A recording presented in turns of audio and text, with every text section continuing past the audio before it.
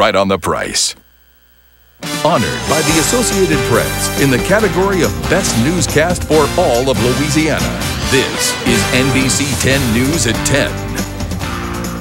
Good evening and thanks for choosing NBC 10 News. I'm Heather Parker. And I'm Rudy Williams. West Monroe police have arrested a man in connection with a bizarre and fatal crime. The victim, a woman visiting from Africa. That is tonight's top story. Authorities have charged Marvin Jackson with negligent homicide. Police believe it was a stray bullet that killed the victim. She's identified as 60-year-old Nedeye Sick.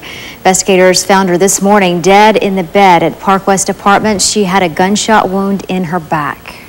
In other news this evening, qualifying for elections for Monroe City School Board members just closed last week, but the contest is already heating up. A complaint contesting the residency of board member Stephanie Smith was filed with the district attorney's office today. The complaint brings into question whether Smith is lawfully serving as a school board member and her ability to run in the October election. This is where board member Stephanie Smith says she lives. She qualified to run for her fourth term on the Monroe City School Board using this address at 2003 South 6th Street. She'll face Verbin Muhammad in the October school board election. Muhammad lives in the same neighborhood and says he never sees her here. This is my home. This is where Muhammad says Smith actually lives, a residence on Clio Road in Ouachita Parish. In his letter to the DA, Muhammad says Smith only lives in the Monroe house when she's running for office. If what he says is true, then that's against the law and would disqualify Smith from the race to retain her seat. Muhammad points to an article in the Louisiana State Constitution that supports his claim. It states, only persons residing within the jurisdiction of the Monroe City School Board shall be eligible to vote for or become members of the Monroe City School Board. Muhammad adds that he's been faced with questions about his residency as a result of his complaint against Smith, a claim he scoffs at. He says he lives at his house on 203 Mark Street, but works in Jackson, Mississippi for Greyhound Bus Company. Muhammad says he'll defend that, just as Smith should do. The citizens of District 6 wants to know if there's any truth to it, so she just simply needs to respond to it. Calls to Stephanie Smith were not returned today. She could face criminal charges for providing false information on the qualification form if the court finds she doesn't live at the Monroe address. There has been no complaint lodged against Muhammad about his residency. All right, well, we turn now to weather, and we're now in the triple digits during the day, and of course the heat index is even worse. Very dangerous during the day. We have Yes. those heat advisories. Let's see what we have in store for us tonight and tomorrow. Here's Chief Meteorologist Jared Floyd. Yeah, and I think the heat advisories are going to continue to hang around over the next few days, probably through the rest of the week, as heat index values will still flirt with that 105 to even higher mark. Some spots across northern Mississippi were touching 110 for a heat index today. Right now, fair skies still 85 degrees at the 10 o'clock hour. And here at the West Monroe Studios, just to give you an idea, still checking in at 88 degrees. The barometer rising, should rise through the rest of the night. 77 for an overnight low tonight, and 100 the high tomorrow. Mostly sunny with winds out of the west. The rest of your forecast coming up in a few minutes. Jared, thanks. A deadly house fire in Ouachita Parish today claimed the life of a 2-year-old child. Fire investigators say the little boy was at home alone with his 15-year-old brother when the fire broke out. NBC 10's Cynthia Millage reports. A hollow frame and charred remains stand in the place of what used to be the home of Moses and Teresa Kennon and their 2 sons. To see the site on Hereford Road and know a death took place is mind-boggling for neighbors like Tommy Lambert. I noticed the smoke was boiling up, and I said, Lord, there's something done caught on fire. But to know the victim was only 2 years old is even more heart-wrenching. Oh, Lord mercy, just a little baby. Moses Kennon says he was at work and his wife Teresa had driven into town when this happened.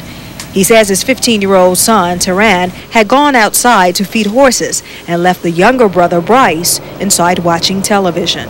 The 15-year-old, after 15 or so minutes, heard some noises that sounded unusual, and when he looked towards the house, he saw fire coming out of the kitchen window on the back side. So he came around front and he broke the windows on the front in the living room area and got the child up. Fire investigators say little Bryce died a short time later from his injuries. Teran is recovering from cuts and smoke inhalation at St. Francis Hospital. Oh my God, the child played basketball in my yard every day. Sheila Brown is referring to the teenager.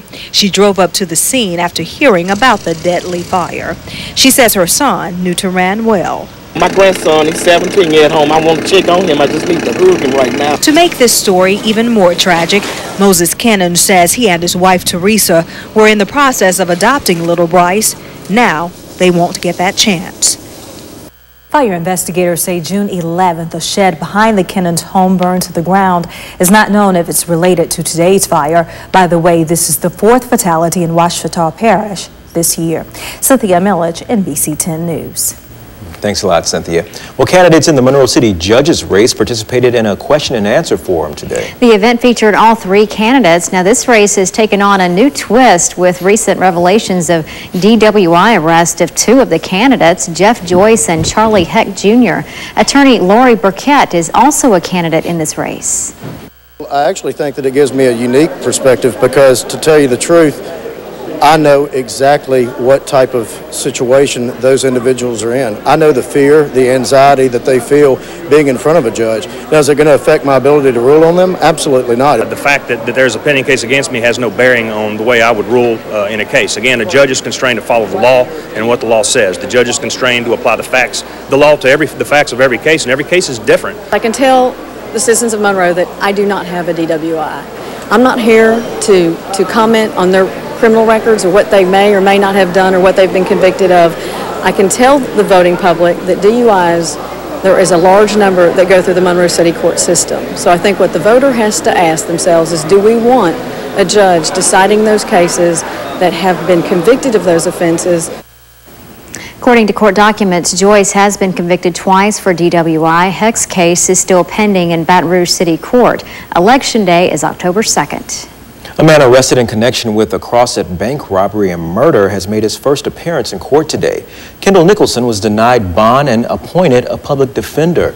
Nicholson, along with Adrian Green and Peter Harvey, are accused in the murder of a Crossett woman and bank robbery at the First National Bank of Crossett on July 1st. An elderly man is in serious condition tonight because Louisiana State Police say someone ran him off the road. Now they need your help to find the vehicle they believe is responsible for that. Accident happened early Monday afternoon on Highway 80 near Rogers Road in Lincoln Parish. State police say 95-year-old James Jackson was traveling when a black SUV passed him, forcing him off the road, causing him to hit 2 trees. Police are actively looking for the driver of that black SUV. If you have any information, please contact state police. In Madison Parish, more than 100 jobs will soon be lost. Northrop Grumman, the company that owns the facility in Tallulah, has announced it will consolidate its shipyards and move them to Mississippi. NBC 10's Kaylee Klostermeyer reports from Tallulah. The announcement that Northrop Grumman is closing its Avondale shipyard in the next 2 years is sending shockwaves throughout the state of Louisiana. Now, that particular location in South Louisiana employs about 5,000 people. But there are 2 other Avondale locations throughout the state of Louisiana, one in Wagaman and one right here in Tallulah. Now, this location in Tallulah employs about 115 people and has been here since 1998. This facility, along with the others, are being shuttered in early 2013 after work is finished on 2 Navy amphibious assault ships. The company plans to consolidate its military work in Pascagoula, Mississippi.